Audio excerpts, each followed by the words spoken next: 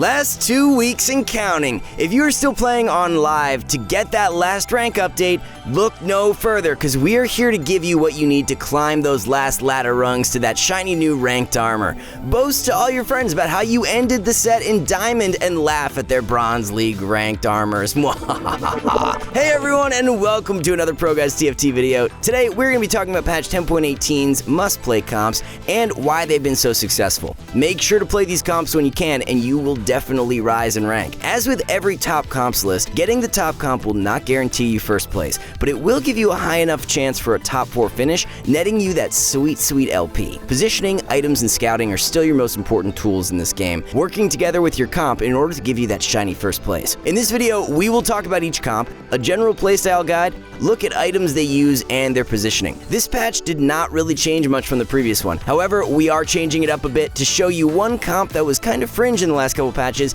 and is now risen to decent success. As always, Nico and friends reign supreme, but new contestants have entered the ring. Before we dive in, I just want to let you guys know that we have a Discord community and a new subreddit that is growing really fast. We have you to thank for that, and we want to continue building our community and helping you be a part of it. Make sure you check the link in the description below. With all that said, let's dive right into our top comp for 10.18, and it is Star Guardian Protectors. Star Guardians drop the Sorcerers. Well, not really, but Protectors come in to help Nico be unkillable, and Syndra just throws balls in the background.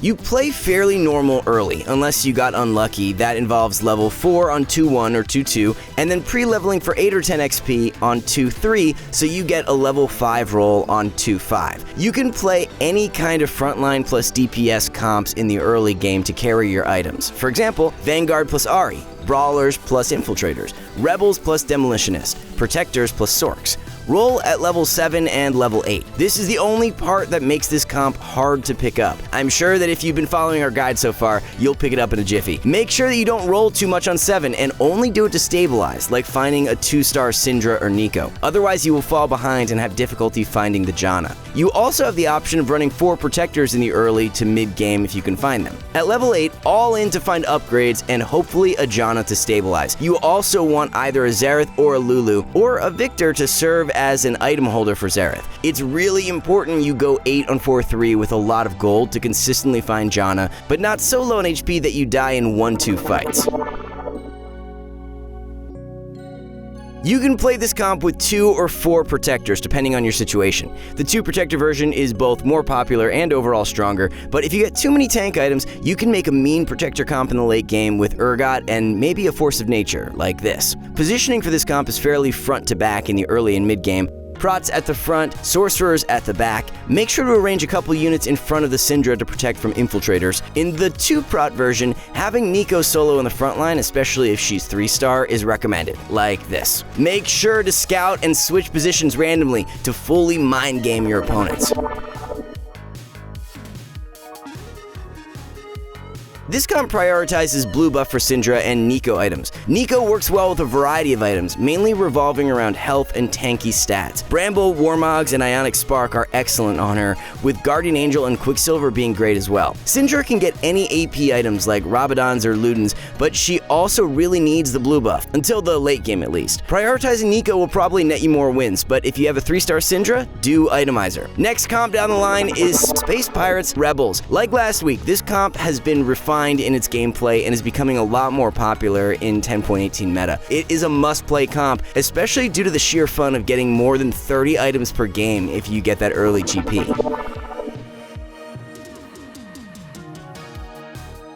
This comp is also really flexible early. You can start with Vanguard Blasters, Sorcerers, or even Infiltrators, as Nocturne carries AP items fairly well in the early game. You can also have Darius hold GP items like GA and Rabadons, but make sure you have an extra one lying around on the bench so that you can still sell them when you find GP. There is never a point to running 3 Space Pirates. Be careful with your synergies. When you find Jinx, you should use her to give you another source of damage besides whoever is using the AP items. By that point, it would be best to transition to a front-to-back comp, with Jinx in the back along with Malphite and Ziggs, and the Space Pirates at the front. In that combo, Rumble can carry GP items to gain Demolitionist as well. The comp definitely tries to power level to 8 if not 9 to find Gangplank. If you find any Nicos on the way, make sure you use them on him or keep them for the GP, as the difference between 1 and 2 star is night and day, especially survivability wise. Jinx itemization does matter, so don't neglect her if you've finished itemizing your GP. She's your backup damage and cleanup at the same time, especially if your GP does not have perfect items. At level 9, this comp is almost unstoppable, especially with proper GP items and Jinx cleaning up the mess.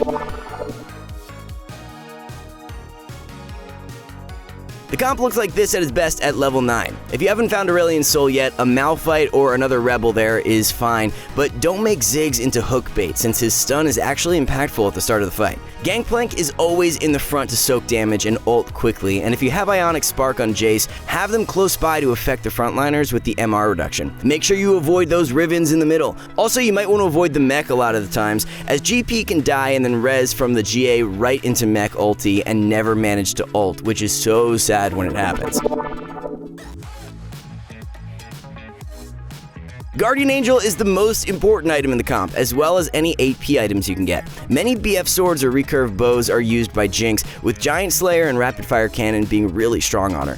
GP likes Rabadons and Jeweled Gauntlet or double Rabadons to pair with his GA. Jace can be itemized with Ionic to carry the mid game and help Darius do more damage if you're using him. Once at 4 Space Pirates, where you start getting items from killing stuff, arrange them as you will, with a priority for your frontliners to give Jinx more time to kaboom everything. Remind me, why she was not a Demolitionist? Probably same reason Echo isn't Chrono. That's it for Space Pirate Rebels. This is such a fun comp. We're really glad it's viable, since Space Pirates are honestly the most fun origin in this set. Wait, Cybernetics are on the list? But there's only 3 of them. Lucian 3-star? And there's a 6 Chrono? Which timeline is this? We've been playing too much with the Pulse Fire skins and they're rubbing off on us. This comp is quite interesting. It relies upon its really strong mid-game to finish strong, mainly getting power in the late game by pulling in Urgot with a level 2 Thresh, and Aurelia dashing around with 6 Chrono, instantly filling her mana bar all the time. In the early game, you play normal Cybers, but you pick up all Lucians. With the changes to him over the patches, his 3-star form is quite strong, and that's what you're aiming for. Your aim is to win streak early, itemizing Lucian with red buff and Giant Slayer for maximum early damage. Make sure to take up Ezreal's and Shen's on the way to level 7, where you will field your 3 Cybers, 2 Blasters, and 4 Chrono. If you haven't found Aurelia yet, Fiora can be a decent carrier for her items,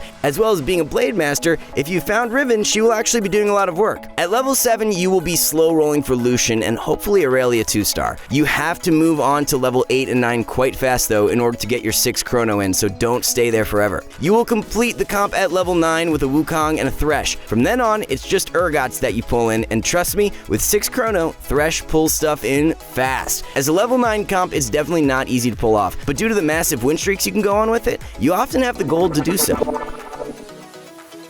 The comp looks like this at its best at level 9. If you haven't found Thresh yet, you can always switch in a Twisted Fate or Caitlyn that you find or kept just for the synergy to activate. Careful with Aurelia, never frontliner, but always leave avenues for her to work towards opponents. Aurelia has a lot of trouble getting through Nico, so if you can, position so that she does not go for her and moves towards someone else. If you position her on the far right or left, there's a possibility that she will go for the backline first instead of the front line if there's no one close enough, like those Nico front lines. Red buff starts are good, then Giant Slayer and Last Whisper or Deathblade are excellent for Lucian. If you 3-star him, getting a single AP item in there is not too bad either, like Luden's, which will proc a lot with all that dashing around he does. Aurelia has a few options, with the new Hand of Justice being amazing, Infinity Edge, and maybe a defensive item like Guardian Angel. If you find a Star Guardian's Charm, since Aurelia's ultimate is an auto attack, she will be doing fully true damage with Janna on the board. In that case, Rabadon's, Infinity Edge, and SG Charm are the best items for her. The rest of the champions can use leftover items, but make sure you itemize the Vi in order to get the Cyber buff. This is a relatively tough comp to play. Make sure you don't get baited by 3 stars and roll too much. Since it relies on going to 9, every gold is important. There are a few honorable mentions you should try out as well this patch. Let's see. Rebels Jinx is doing okay. Definitely a bit underrated at the moment. Obviously, she works great in Gangplank builds, so why not here as well? Mech is still going strong, with Quicksilver on it being more important than ever. Make sure you position your Victor far away from that GP ult centered on the mech though. Reroll battle casts are still quite effective, especially if you don't make a mistake and play them on the wrong galaxy or force without proper items. The new Big Bang Galaxy is amazing for them too. Blade Masters are still really strong, so don't stop playing them. The Yi nerf wasn't that impactful, and he's still able to slice and dice opponents, same as Xayah. That's it for this video. We will be uploading every week on Wednesday and Sunday, so thank you so much for watching, and make sure you check out our TFT content on YouTube and our high elo coaches on ProGuides.com. If you have any feedback for us, make sure you comment below, and we will be happy to read what you have to say. Now get out there and farm some LP using the comps you saw here today.